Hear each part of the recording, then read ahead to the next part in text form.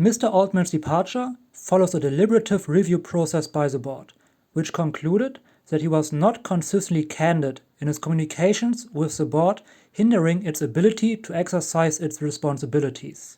The board no longer has confidence in his ability to continue leading OpenAI. This announcement was directly followed by the Microsoft stock plummeting. But it didn't stop there.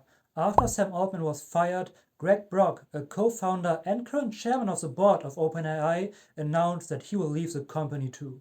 He said on X, "I'm super proud of what we've all built together. But based on today's news, I quit." So OpenAI lost the CEO and current chairman of the board, two co-founders of OpenAI at one day. There are 1,000,001 rumors out there why Sam Altman was really fired. And some of them are, to be honest, a bit concerning. But they're all just rumors, so I will not mention or comment on any of them, because I don't do this kind of sensationalism. If you want to read about them, however, go on X and go into the AI space. It's full of rumors why Sam Altman maybe was really fired. For me, the much more interesting question is, what will this do to OpenAI and ChatGPT? And to be honest, I don't think it will do much. Of course, right now there's a plummet in Microsoft stocks and maybe a few people are concerned and worried, but that's just the nature of this news. But if we really look at it, I don't think the normal user base, the everyday user that uses ChatGPT, cares about this at all. They just care about having a product that works and that is very amazing and helpful.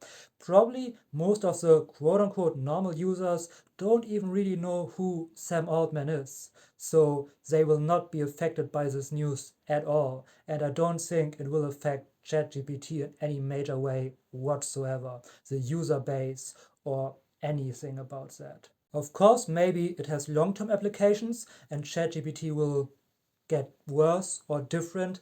I don't know, but I wouldn't think so. I don't think that much will change, and I think this is just a huge outbreak, a huge storm, which will be over soon, and then everything will normalize again. But of course, that's just my opinion. So let's wait and see. What do you think? Do you think this will have a major impact on ChatGPT and the future of OpenAI moving forward?